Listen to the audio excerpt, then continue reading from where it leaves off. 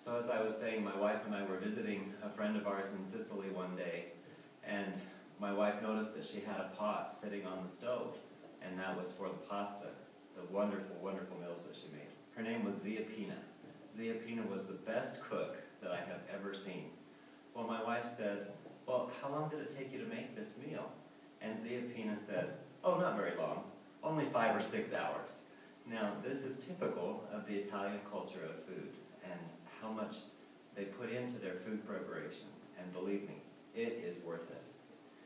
Now, they also have frequent shopping in Italy. It's not like in the United States, where we go to the grocery store and maybe stock up for a week or two and put it in the freezer or in the fridge.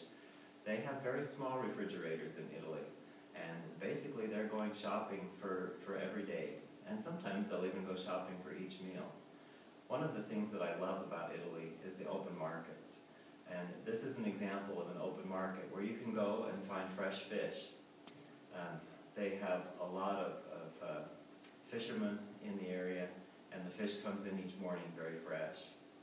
So it's fun to go to these open markets and see what they have and get it early in the morning.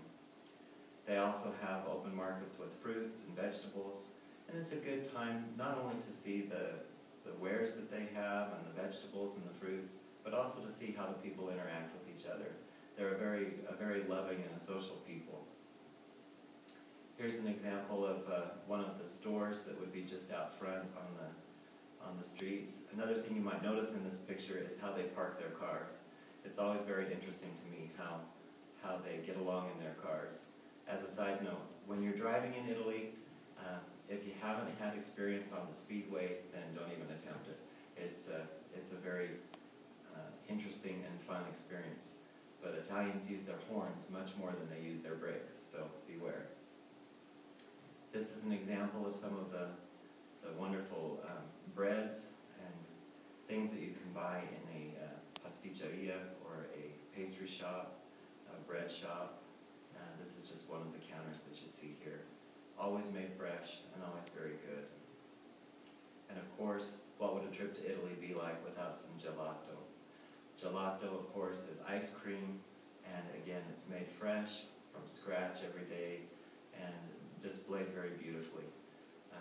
When Christy and I went to Italy the last time, I think we probably spent about $50 just on gelato, so be prepared for that. Another thing that I love about the Italian food is just the beauty in which they present things. This is an example of some of the marzipan fruits that are made. This is in Sicily, and they're especially well known for their beautiful displays of marzipan fruits. And of course, my very favorite pastry in all of Italy is the cannoli. And cannoli are like here, what you see on the right of your screen. It's a wonderful, tasty dessert made of cheeses and sugar. It's just the best. I've now found that you can get these in many places of the United States, but it's never quite the same as going into a Sicilian pastry shop and ordering it from the experts. As we talk a little bit about Sicilian food, there are 3 things that are very characteristic of the food in Sicily. The cannoli that I just showed you is one. Blood oranges is another that we don't, I haven't seen them in the United States very much. Maybe there are parts of the country where you've seen them. But blood oranges are a very dark red orange, very sweet and wonderful. And of course tiramisu, which is a dessert.